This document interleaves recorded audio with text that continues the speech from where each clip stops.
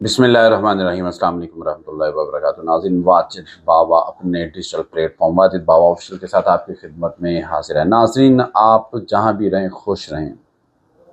ڈھیروں رحمتیں برکتیں اللہ آپ پہ نازل فرمائے۔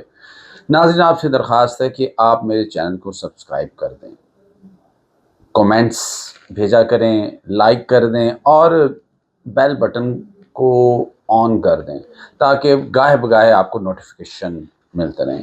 ناظرین، سب سے پہلے تو میں بات کرنا چاہوں گا کہ جو ایک آرٹیکل چھپا ہے بی بی سی اردو میں، احمد اعجاز صاحب ہیں، انہوں نے یہ ایک سٹوری دی ہے، کیونکہ یہ کس پہ ہے؟ سیکیورٹی رسک کے حوالے سے بات کرنا چاہوں گا کہ عمران خان کو سیکیورٹی رسک قرار دیا گیا حالیہ۔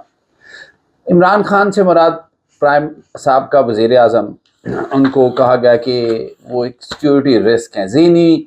اینڈ پہ انہیں یہ کہا گیا کہ وہ ایک ذہنی مریض ہیں۔ یہاں پہ میں یہ صرف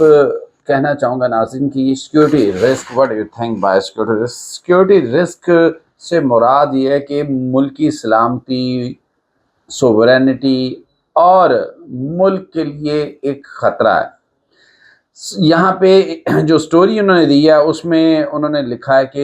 یہ سیکیورٹی رسک آج سے نہیں ہے، یہ جیسے ہی پاکستان معرض وجود میں آیا، قیام میں آیا، تو یہ سیکیورٹی رسک تب سے سٹارٹ ہو گیا تھا۔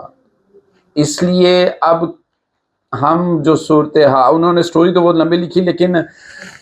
اصل اس کا کرکس یہ ہے کہ جن کو سیکیورٹی رسک ماضی میں کہا جاتا رہا ہے ان کو بعد میں حب الوطنی کا جو ہے وہ میڈل بھی گلے میں ڈال دیا گیا۔ آج یہ ایک توق جو سیکیورٹی رسک کا ڈالا گیا ہے پرائم منسٹر صاحب کا وزیر اعظم عمران خان کے گلے میں، کیا آنے والے وقت میں یہ ایک حب الوطنی کا میڈل کیا دیا جائے گا؟ کیونکہ اس وقت تو جو حالات و واقعات ہیں وہ یہ بتاتی ہیں کہ اس وقت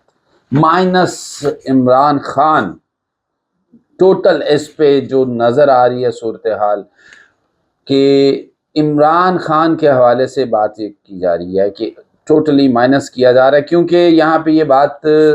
اس تناظر میں بھی ہے کہ جو سوشل میڈیا پہ اب سب سے بڑا ایشو جو سوشل میڈیا پہ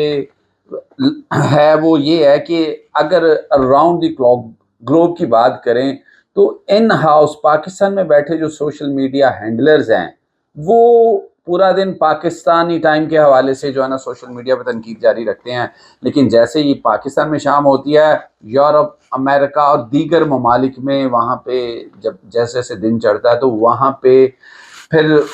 پہ جو پی ٹی آئی کے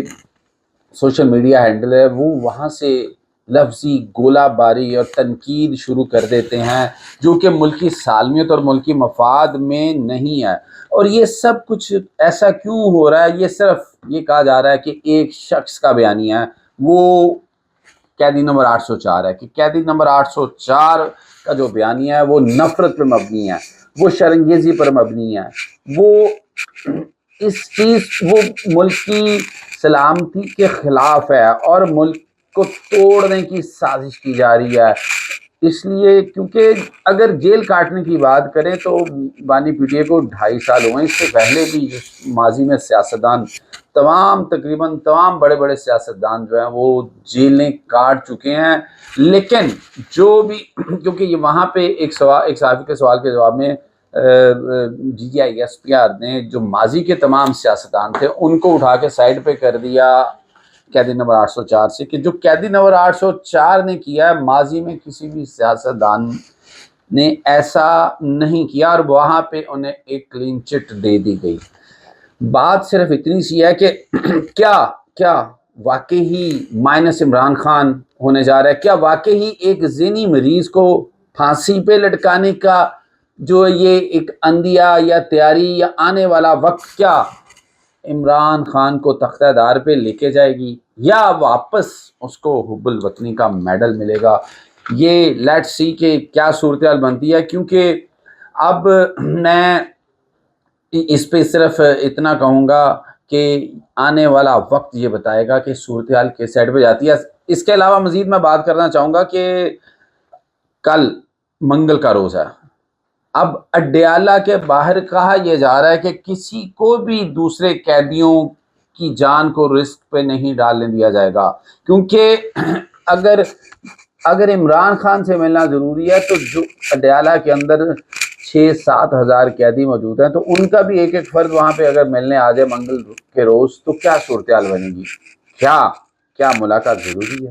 کیا ملاقات ہونی چاہیے؟ یہاں پہ میں یہ کہنا چاہوں گا کہ دیر از اے ڈفرنس بٹوین باقی جو قیدی ہیں ان کے درمیان اور قیدی نمبر 804 کے درمیان ایک فرق ہے، اس لیے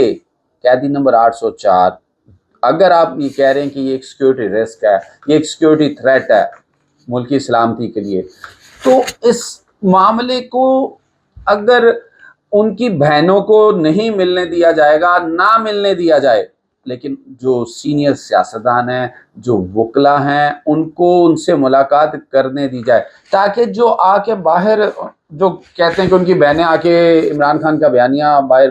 بیان کرتی ہیں تو اس کے حوالے سے جو بیانیے کے حوالے سے بات ہے، وہ بیانیہ اگر سیاستدان اور وکلا صاحبان اگر اندر جائیں گے اور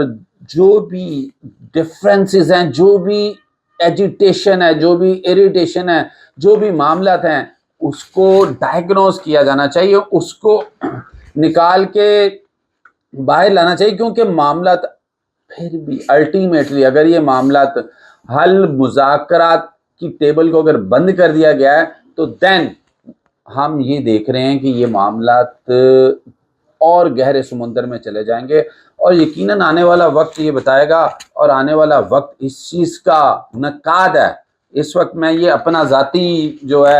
صورتحال اس وقت بنی ہوئی ہے، ذاتی میری رائے یہ ہے کہ آنے والا وقت جو ہے وہ بانی پی ٹی آئی قیدی نمبر 804 کو تختہ دار پر لے کے جا رہا ہے۔ اگر یہ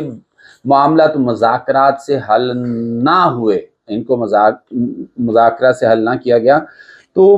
صورتحال اس وقت اگر دیکھا جائے تو بہت بہت زیادہ ٹائٹ ہے۔ اور اس کے ساتھ میں جاتے جاتے آپ کو بتاؤں گا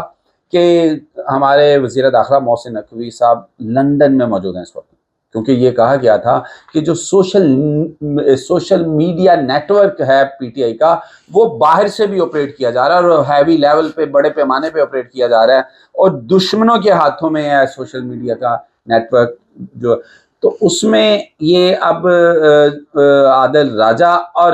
بیرسٹر شہزاد اکبر، ان دونوں کو پاکستان لانے کی جو ہے نا حکومتی سطح پہ بھرپور کوشش کی جا رہی ہے۔ تو کیا میں یہاں پہ ایک سوال چھوڑ کے جا رہا ہوں،